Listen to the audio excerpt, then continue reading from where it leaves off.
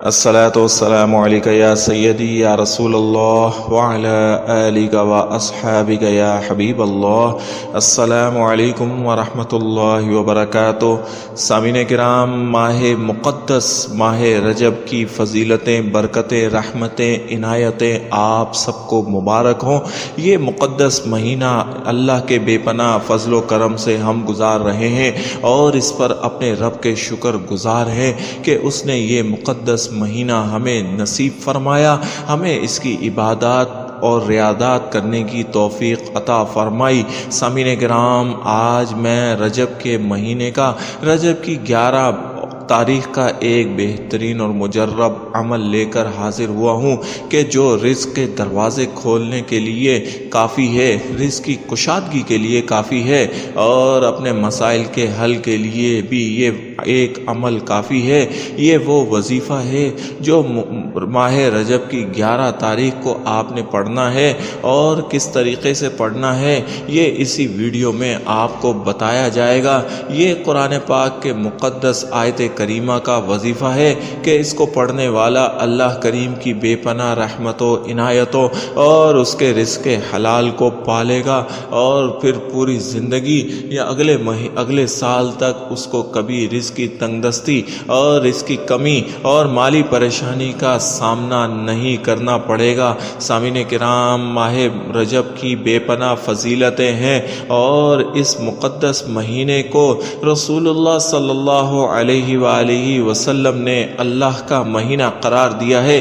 اس میں ماہ شعبان اور رمضان کے مہینے کی تیاریاں کرنے لگتے ہیں، اور وہ لوگ جو اس مہینے کو پا لیا ہے وہ خوش قسمت لوگ ہیں کہ اس مہینے کو ہم جتنا اپنے لیے باعث سعادت بنا لیں، یہ اللہ کا احسان عظیم ہوگا. اگر آپ بھی اللہ کی بے پناہ عنایت رحمتیں پانا چاہتے ہیں اور اس کے رزق کی کشادگی پانا چاہتے ہیں اور رزق کی کمی، تنگ دستی، مالی پریشانیوں سے نجات پانا چاہتے ہیں، تو پھر کمر کس لیجئے اور ایک دن کا یہ وظیفہ پڑھ لیجئے.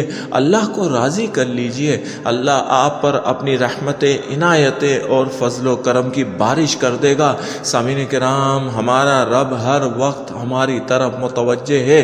ہمیں صرف اس کو پکارنا ہے، اسی سے مانگنا ہے اور اس طریقے سے مانگنا ہے جو بزرگوں نے ہمیں سکھایا اور بزرگوں نے بتایا ہے. یہ مقدس پل ہے، مقدس لمحات ہیں، پھر نہ جانے کب ہمیں نصیب ہونے ہیں، تو ان کو اپنے لیے باعث سعادت اور افتخار بنا لیں.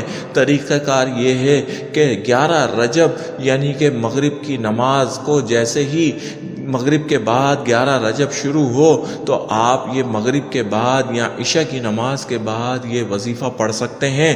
مغرب یا عشاء کی نماز کے بعد، نماز کی ادائیگی کے بعد باوضو حالت میں بیٹھ جائیں اور اللہ کریم کے پیارے حبیب حضرت محمد مصطفیٰ صلی اللہ علیہ وآلہ وسلم پر 11 بار درود شریف کا نذرانہ بھیجیں. 11 بار رسول اللہ صلی اللہ علیہ وسلم پر درود پاک پڑھنے کے بعد پھر آپ نے 101 مرتبہ آیت کریمہ پڑھنا ہے.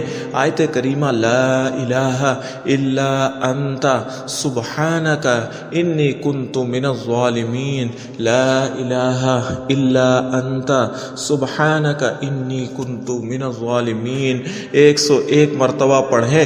پھر 11 بار درود شریف پڑھ کر اللہ رب العالمین سے اپنے مشکلات کے حل کے لیے، رزق کی کشادگی کے لیے اور بے پناہ فضل و کرم اور عنایتوں کے لیے دعا کریں. سامعین کرام، آپ یہ وظیفہ 11 رجب کی شام یعنی کہ مغرب یا عشاء کی نماز کے بعد کر سکتے ہیں، اور انتہائی توجہ اور یکسوئی کے ساتھ اپنے بہترین اور کامل رب کو کامل یقین کے ساتھ آپ نے اس وظیفے کو پڑھنا ہے.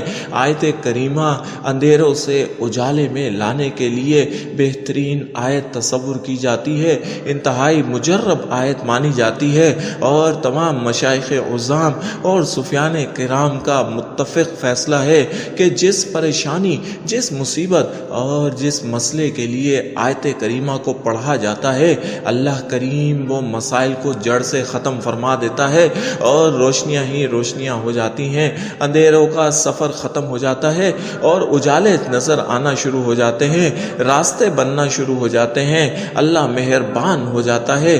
آیت کریمہ ایسی ہی مبارک اور مجرب آیت ہے، یہ آپ کے اندھیروں کو اجالوں میں بدل دے گی، آپ کے رزق کی تنگدستی کو ختم کر دے گی، آپ کی رزق کے بحران، مالی بدحالی کو خوشحالی میں، کشادگی میں بدل دے گی اور اللہ راضی ہو جائے گا، اللہ آپ کو بے پناہ رزق عطا فرما دے گا۔ آپ اس آیت مبارکہ کا ورد 11 رجب کی مقدس رات کو، 11 رجب کے مقدس لمحات میں کریں اور اپنی زندگی کی کایا کو اپنی آنکھوں سے پلٹتے دیکھیں۔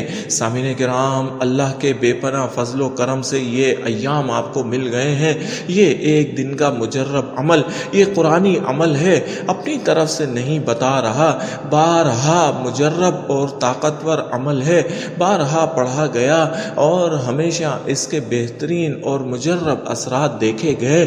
آپ بھی اس کو پڑھیں اور اپنی زندگی کو بدل لیں۔